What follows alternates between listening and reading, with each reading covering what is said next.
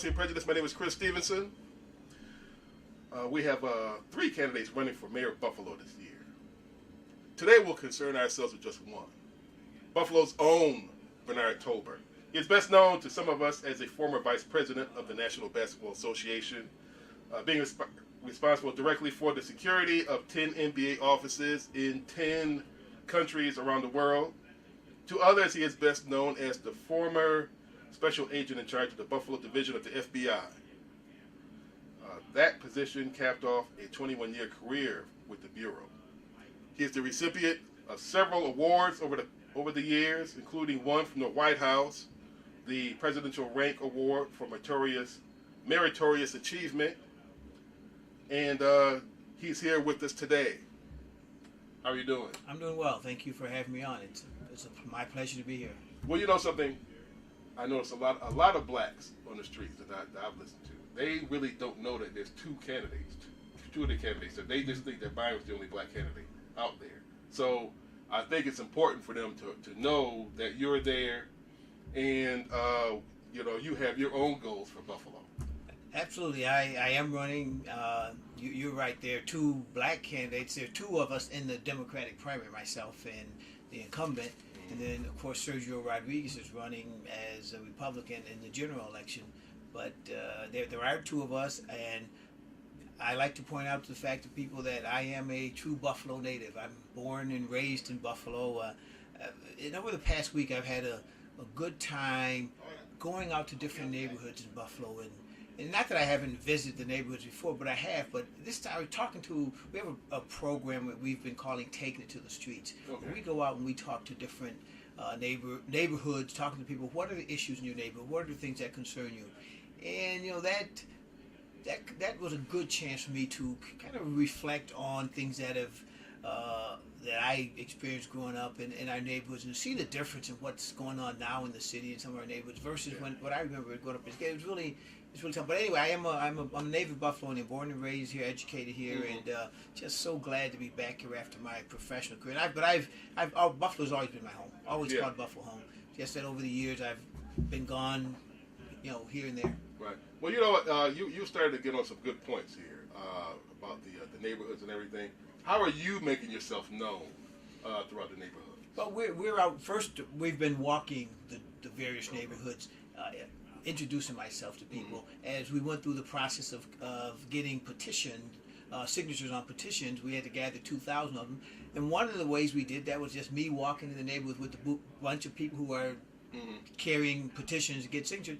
And as we went up to people to say, would you sign for Bernie Tolbert? Here he is. Here's a chance to talk with him. Yeah. So we've been doing that. We've been getting out to community centers, talking to seniors, talking to different groups in different places, and just trying to make people aware of me. I realized that having been gone from Buffalo over the years, been here, then leave, depending upon the job I was working. So I have some work to do in terms of making sure people know me, know who I am. So we've been out there every day. We've put out literature. We've been doing some aggressive things on with social media lately, with Facebook and with our own website and Twitter. Again, getting the word out. This is Bernie Tolbert. Here's who he is. He's running for mayor. Here's why. Yeah. Here's his message. Okay, all right. That's real good. Is there any type of I can say, because you and Brown are running against each other, okay, there is a rivalry, all right? But my thing is, do you see Brown as being any kind of an intimidator? Or, you know what I'm saying? Well, intimidator, I'm not, let me say this, I'm not intimidated by Byron Brown in any way, shape, or form, under any circumstances. I'm not intimidated by him. But I asked that because based on, I think I saw a clip. You were talking about how he was threatening people within his administration, whatever, who were maybe thinking about, voting for you or whatever the case was. I am, and you're absolutely right. We did have a press conference where I stated that people have come to us and said that they received, they've been, call it intimidation. They've been talked to. Spoken to about the fact that they should not work with me, work for me, or in any way help me.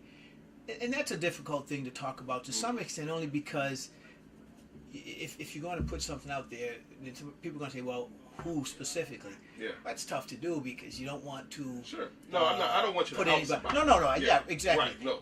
But I felt it important that I say something, that we're aware of this. It's come to our attention, and we're going to do everything we can to protect people. We still want to talk to people. We want people to talk to us, but understanding their situation, understanding their concerns, we don't want to put them in a bad spot. So what I said was, as we go through this Taking It to the Streets campaign, as we talk to people, we're going to take steps to protect their identity. We're going to mask their face and pixelate it or not give out names. We were sending out a press release saying, here's where we're going to be today, talking to this person. Well, we're not doing that anymore. We're keeping people's. We're trying to protect their interests. Yeah, that was going to be my next statement. You have to devise a way to make sure that their names aren't. He can't get a hold of those names. Especially, here's the funny thing is, especially with voting machines nowadays, in primaries and general elections, people downtown know right off who voted for who right away. No, they don't. They don't have the ability to know that. I mean, you can tell if a person voted, but our system of voting is built upon the premise that people have a right to vote, and that their vote is. They have a right to that being kept private. Yeah. So when you go into the voting booth, and people need to understand this, when you go into the voting booth to vote, or you fill in that circle, you need to understand that your vote is private. Yeah, well, I got a call from somebody after I voted one year, after these new machines came in, and they're telling me who I voted for. So I was like, what in the world? I'm dead serious. Well, so it's somehow downtown knows with these new machines. That's all I'm saying. I want to make sure that people understand that your right to vote is a right that people have given their life for. Yeah. A lot of people have sacrificed a lot of things for you to have that right, and you need to understand that you should exercise that right. No one can tell you who to vote for, and you should feel very confident that you're going to vote for whomever you want, and that's going to be between you and your conscience, your God, or whomever. Yeah. That information should not be in the public domain. And I'm going to do some checking, but it's my clear understanding that when you vote, people will not know who you vote for. Now, someone may have called you and either speculated or whatever. But I hope so. That's what it was. Yeah, I think it might have been more. I might have been more of that because if we don't have that, if people can't feel that their vote is a privilege, that it's a right that they can do and no one can question them on it, then our whole system is built on a lie. Right. So we can't have that. Right. I got you. Well, see, here's the thing also, since we're talking about voting. What do you think about Betty Jean Grant's last election? Because I thought there was some funny stuff going on there, with the voting machines. Yeah, it's interesting that you mentioned that because I was at Betty Jean Grant's. That night, I was actually at home watching the results. I did do some driving that they taking people to the polls who need to go. But I was home watching elections, and they started to come in, and it was getting late into the night, and it said that Betty Jean Grant was up, and I got excited. I hopped in my car, and I went over to her headquarters because this was something I wanted to feel that energy, be a part of. And that night, I can remember one of the TV stations coming and interviewing her basically based on the premise that she had won. Right. And there were people dancing and celebrating, and we were going through it. And, of course, as typically, often happens in America, people started filing suits that just kind of everything got muddled in lawsuits. Right. I think that my understanding is that there were votes left on the table. The Tim Kennedy's lawyers asked that the judge stop the count. Now, there was a situation where they had to have the ballots drawn up for the general election so that troops overseas can vote. So there was a drop-dead date that they had to have them by. When they stopped the election, we started getting close to that date, and they started recounting. They didn't have enough time, again, my understanding, to finish the count, so they said, okay, they called the election at that point. 95% of the people I've talked to have said, had they counted all the ballots, Betty Jean Grant would have been the New York State Senator. You know, that's unfortunate, but you know, that's politics. That's the seedy side of politics that we just don't need. Well, see, here's the thing. It's one thing for Tim Kennedy. If I'm running against you, I might say, okay, stop the votes. If I think that you're ahead of me, that doesn't mean the judge has to listen to him. Absolutely. Yeah. That's the problem. Well, okay, so there were forces working in concert with Tim Kennedy.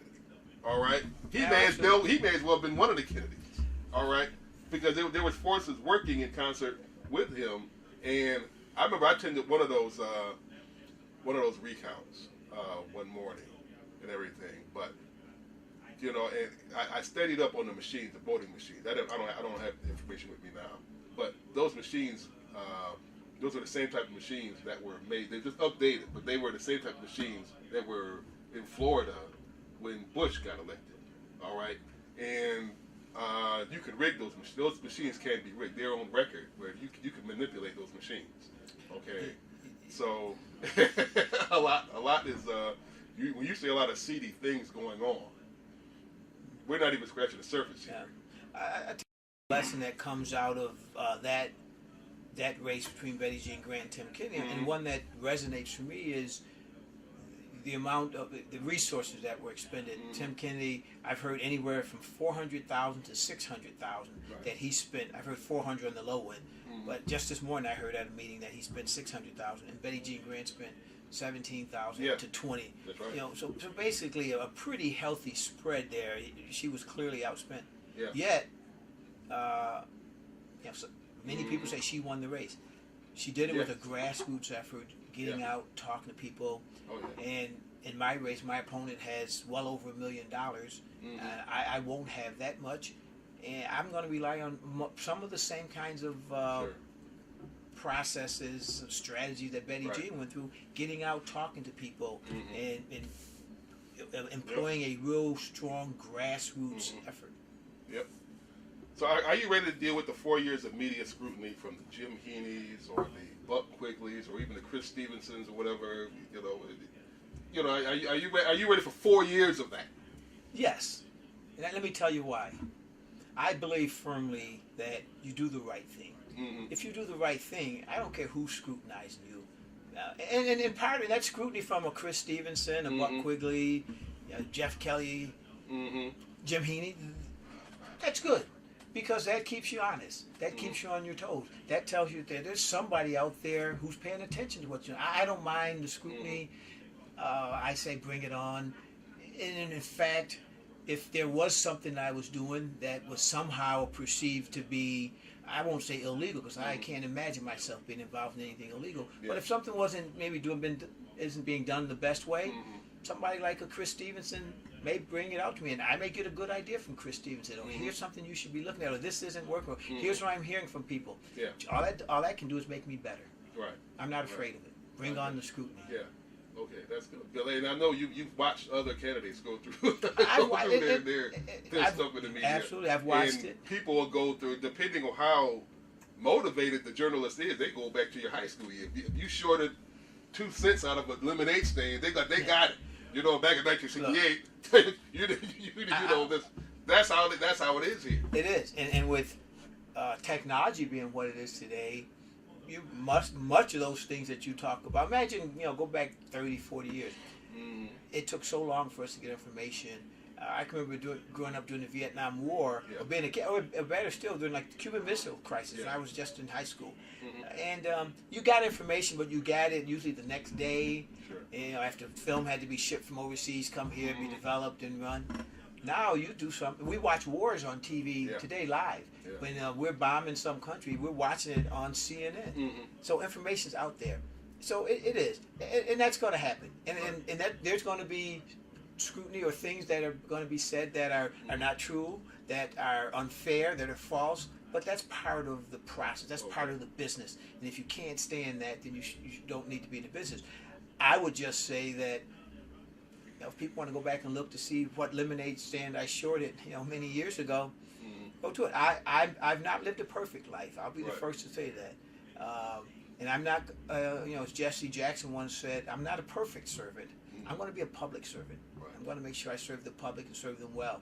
But if you look into my background, like I said, we've all done things, but I've done nothing in my life that would cause me to concern that someone would have any great problem with. Right. Okay. We know some of your basic, professional life.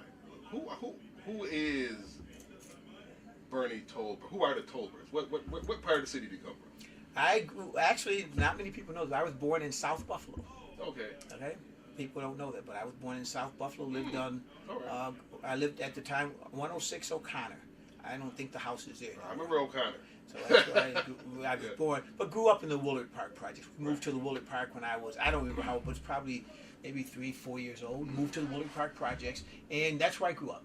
Okay. And had if I had to go back and grow up all over again, I grew up in the Woolard Park project. Because I had, my father left home when my mother was 23 years old and had 5 kids. So we didn't grow up with any privileged circumstances. We were on public assistance. Were it not for public assistance, we wouldn't have survived. But our lot was no worse than many others. We were all in the same boat. We had a good time. People back then took care of each other. If you're walking home from school and you did something wrong, the neighbor was going to get you. You might have even gotten, a whooping for it. And when you got home, you got another one. Because I knew those days. They called your mother and told them what you done. Nowadays, somebody walking down the street, you do something wrong, neighbors are afraid of kids, or if they do say something, the parent's going to come down and say, how dare you talk to my kid. But growing up in the Woolard Park projects was great. I loved it. I have 3 brothers and a sister. The Tolberts are very well known in Buffalo. We're a family that's been here a long time, and we've all contributed to the community. My mom she remarried years ago, but her name is Lisa Tolbert Yoakley, and every place I go, when I meet people, they say, I know your mother, or I used to work with your mother, and that's a good feeling for me. My mother, just very quick, let me tell you this, 5 children, 23 years old, didn't have a high school degree, and left alone as a single parent. My mother went back to school at night at Bennett High School, got her high school degree, went to Buff State, got a college degree, became a teacher, taught in the Buffalo school system. She retired as a supervisor of elementary education. And she raised all 5 of us. None of us have, and we've all been good citizens. None of us got involved in, criminal activity. We weren't in gangs. We didn't go to jail.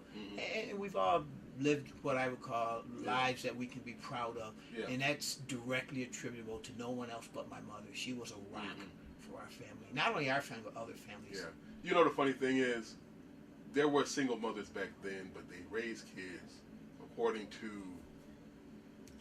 still raised kids according to traditional style families. Okay, like I said, back in those days, you had Miss Tolbert. All right, today you got Shaniqua. Yeah. Her son is being raised a little bit different because Shaniqua got some ideas on her own that are not stable ideas that she thinks is great, but they're not, and a lot of it results in some things you alluded to. Teacher complains about Ray. Shaniqua gets mad at the teacher. Coach kicks Ray off the team. Shaniqua gets mad at the coach. Shaniqua need to get mad at Ray. Okay, my parents and the teacher, they were a tag team. Some of them they visited each other. You understand what I'm saying? Sure. So there's nothing I could do. I had no say so. So when it came to me and my sister, but I'm just saying it's a different day. And, It is. And I don't understand It's a different day, and those are some of the. But it is what we have, and we can't turn the blind eye to it. We can't pretend it doesn't exist. We have to deal with what we have. We have to find ways to make what we have, make it right, make it good, make it such that we can have, so that the Shaniquas of the world can do like my mother did. We have to make sure that they understand that there's some possibilities. We'll work with you. We'll give you the tools that you need, but you have to meet us halfway. It's a two-way street. But that's things have changed, and I'm sure that we'll look back on it 50 years from now, and they'll be saying, "Well, remember back in 2013 how it was." So. Yeah, hopefully that we can look back at it as in and there'll be better days to look back on. I know early on you expressed your approval for a downtown stadium. Are you still on board when it comes to that? Yeah, I'm absolutely. I think we made a mistake when we built Ralph Wilson, what's now called Ralph Wilson Stadium out in Orchard Park. Yeah. Yeah, I think having it in the city would have been a good thing. Yeah. I'm a Bills. I'm beyond being an avid Bills fan, and I can prove it with what I've done over the years. Right. But I've been a season ticket holder for the last 28 years. Sure. I was a season ticket holder the first year they opened the stadium. I was there Really? for the first game, the first play. Herb Mulkey ran the kickoff back. You were there. I was there. Get out of here. Man, Bills played the Washington Redskins. Wow. I was there, and I gave up my seats after that first year because, quite frankly, the team wasn't doing good, and I was in graduate school. I didn't have a lot of money. How much were season tickets back then? You know, I have no idea. I can't remember. I just can't remember. But now I probably the same price as a regular game today. Probably. Well, right now I have 4 seats. Yeah. And I've had them for many years. I go to the game. Even when I was living in other cities, Philadelphia, New York City, Washington D.C., I'd come back to Buffalo on weekends and go to the Bills game. I'd drive back and go to the Bills game. But in terms of a downtown stadium, I think a downtown stadium would be a huge boost to the economy in Buffalo. The issue, the one stadium you're talking about building now, I have one thing that I'd like to see is a stadium closer to the downtown core. Yeah. If you on the outer harbor, you can't just walk from that distance to downtown. It'll be quite high. I like what Indianapolis has. I like the concept of a stadium next to a convention center. Right. In Indianapolis, it's right downtown. Yeah. I was there for the Super Bowl a couple years ago, and there was so much activity. I'd like to see that downtown. So I do like the idea of a downtown. There were a couple of sites that were discussed beforehand, and Pat and I looked at them. I guess the town, for whatever reason, the downtown, the outer harbor is the best. It's right next to the waterfront. The convenient. Look at the conveniency of it. But I understand what you're saying. Everybody can't walk there. I think a way will be made for people to be transported. Absolutely, there. and that's part of it. We're going to do the stadium at the outer harbor. Right. We need to build up an infrastructure, that can accommodate the kind of traffic we're going to have. Because right now it can't. Yeah. I lived on the waterfront for about a year when I first moved back to Buffalo, and when they'd have those concerts downtown and things going on just down on not even on the outer harbor, that was. Sometimes you couldn't get into where you live for half hour, 45 minutes because there's so much traffic. So we have to build up the infrastructure. But I'd rather see it at the outer harbor than out in Orchard Park. That's for sure. Yeah. Oh yeah, without a doubt. And here's the thing. It directly entwines with Buffalo's biggest issue, which is poverty. Okay. Get rid of poverty, you reduce the crime rate greatly. Without question. You know what I'm saying? So, I think it's good from that standpoint. There's the old expression, nothing stops a bullet like a job. That's true. You build the stadium, and you look at the number of living wage jobs that you're going to bring in during the construction phase, which would be a phenomenal boost to our economy. And then going forward, after the construction is over, then you're still going to employ people at the convention center, at the stadium itself. And I know they're talking about building the Strong Museum. And so there's... Those are the kinds of things that are that we need to help energize this economy here in Buffalo. Yep. And you talked about crime. That's one of the key issues that I want to address as mayor. The crime in Buffalo. Buffalo is the 11th most dangerous city in the United States. It's the most dangerous city in New York State. Yet our mayor says we're a safe city. And we're not. And I talk to people every day, and they don't feel safe. They're afraid to go out of their homes. I talked to one individual who's afraid of his porch when it gets to be at evening time because he's afraid of being a victim of violence. We can build stadiums downtown. We can build up a nice waterfront. We can do all of that. But if people in the city don't feel comfortable living here, if they don't feel that this is a place that they can live in and be safe and secure, I don't think we're going to be around to enjoy the stadium or the waterfront or anything else. And that's why crime is one of the key issues I want to focus on. Education, crime, neighborhoods, and jobs. Those are the 4 strong points that I want to, those are the 4 key parts of what I want to bring about improvement on when I'm the mayor of the city of Buffalo. Yeah. Very good, very good. I'll be honest with you. The first time, I left Buffalo in '84 and I came back in '92. To look after my mom. After my father had passed, and That's when I first met Mayor Massey. I never heard the name before. He knocked on my door, extended his hand, and said, "How you doing? I'm Tony Massiello. I'm running from here." That basically was 75% got me to the poll to vote for him. You understand what I'm saying? Mm-hmm. I think he may have been running against. I forgot who he's running against. Whoever is running against didn't matter. They never made themselves known to me. So, and I'm just saying, there's nothing can beat one-on-one. That's very important. That's one of the reasons that's part of why I'm out as much as I can, talking to people in different neighborhoods, going to things like the Italian Festival and walking up and saying, "I'm Bernard Tolbert. I'm running for mayor. Yeah. I'd like to get your support and answering questions, telling them about me." Yeah. It's a challenge I face. We have an incumbent mayor who's been in office for 8 years and has great name recognition. But I say that it's time for a change. There's a better choice, and I represent that better choice. You know, the thing about, I've known Byron for years. I like Byron as a person. Okay, I don't like him as a politician. He's made too many decisions that were offbeat. Firing 18 to 20 or so black females. That's bizarre to me. Because I have to say, well, all of these women were incompetent. I don't think so. No, I've talked to some of those women, and there are very look. Some people have told me they didn't want to stay because the things they were asked to do, that they weren't willing to put their name on, that they didn't feel were right. So you were fired. McCarthy Gibson, who was our first black police commissioner of police. You know, my understanding I've talked with Mac some. Mac and I went to college together. We knew him growing up, and because he wouldn't do all the things, he wouldn't line up and be a yes man and do all the things that the administration wanted him to do. I guess it was deemed that he wasn't valuable. Well, see, he had done a lot up to that point. So, you know what I'm saying? What more do you want from him? Well, when I say do it, there were things that I think Mac wouldn't fall in line. Mac was his own man. Mac stood for something. And as a result, he was let go.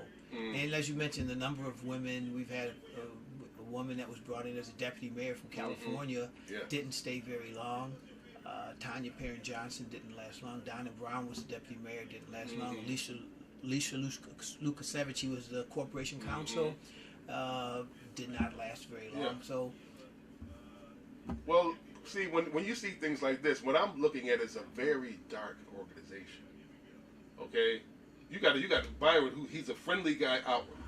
Okay, but what's all of this? And I've talked to some of those women also. Okay, and here's the thing, and this is one thing. The thing you have to beat is the hold he still has on some of them, because some of them still vote for him. Okay, and I asked one. I talked to one lady. She said, I said, okay, you told me all this. Who are you going to vote for? And this during his second mayoral election. She said, well, I'm going to vote for Byron. I'm like, what? You know? And there is a mechanism there. I said, okay, maybe she just is, maybe it's a fear thing, it's an intimidation thing, or maybe because he's still the only black running. They now have you there. Okay, so they no longer have to do that. They have a better choice. They have a better choice. Now, if they put their name on you, they put their name down and vote for you, and Byron still wins. There's fear factor with them, also. Okay, but they're their own person. Right. You got to study. You got to be a man or a woman at some point. Okay, and just think about what's best for Buffalo. You gotta be willing to make a stand. When I decided to do this, my mother, who has been, like I said, she's been the absolute rock in my life, and she asked me not to. Not because she said there's nobody better than you, nobody more capable than you, but you're my son. I know how dirty politics can be. I know that people are going to say things about you. They're going to make up things about you. They're going to lie on you. And my mother didn't want to see me get hurt. Right. And my response to her was, I've gotten this far in life, and I've survived. I've done okay. Yeah.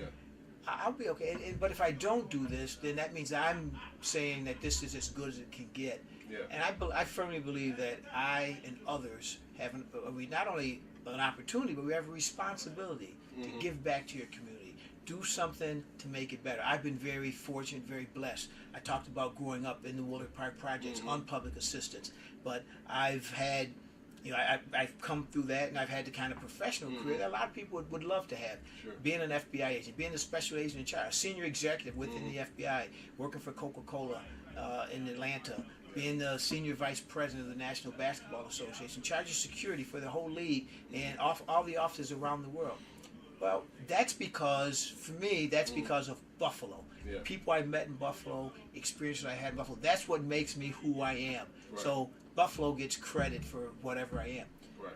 I think we need to make it such that everybody else, your children, my grandchildren, everyone can have that same kind of opportunity to say, I can live in Buffalo, have a great life, be successful, be proud to call Buffalo my home. Yeah.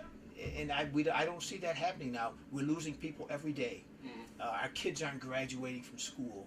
1 in 4 black males, only less than half of our total population. They're not going to have those opportunities if we don't make some changes. Right. That's why I'm running, because I firmly believe we can make those changes. I can be a force in making those changes. I will be a force. You will not see a government. You talked about Byron being a nice guy, but there's a dark side. I won't have a Steve Casey in my administration. I will take responsibility for things that don't work. If I'm going to fail, it won't be because a Steve Casey said, "Here's what we're going to do," and he's pulling strings. I will be responsible for everything. At the end of the day, everything that happens in my administration, even things I don't know about that are bad, I have to take responsibility. I'll fix them when I find them. But I'm not going to hide behind anybody else. I'm not going to let anybody else make those key, crucial decisions that impact the future of our city. Okay, excellent. Well, listen, thank you for coming on to the show today. My pleasure. It's been a pleasure. Thanks for having me. I think you have a very good campaign going, and like I said, the more you go on, if you do all the things that you say you're going to do, people are going to take notice, and there could be a big change in Buffalo. You say if I do the things that I say I'm going to do. I'm not a politician. I'm not speaking just to talk. I want people to hold me accountable. Right. If I say I'm going to do something and I don't do it, you hold me accountable. What we have now is people talking because they want to get elected next time. They want to look for the next job. I'm not looking at it. I have no aspirations. I don't want to be anything. I don't want to be the governor of New York State. I'd like to be the president of the United States, but that's not in the cards. I'm here to make Buffalo better. And when I say I want to be the president, I mean, as a kid, I grew up wanting to be the president of the United States. But I'm gonna work hard to fix Buffalo. Another guy felt the same way when he was a kid. Not until time you did. Not until I fix Buffalo. I got to get Buffalo fixed first. All right. Then I'll look at running for president of the United States. Okay. All right. Then we can brag about you and say, "Hey, he's from here. He's one of us." Yeah. Thank you for watching Policy and Prejudice. You all have a great week. Check us out on clbTV. Also, our other shows, Pat Freeman's show, as well as the Cypher Crew.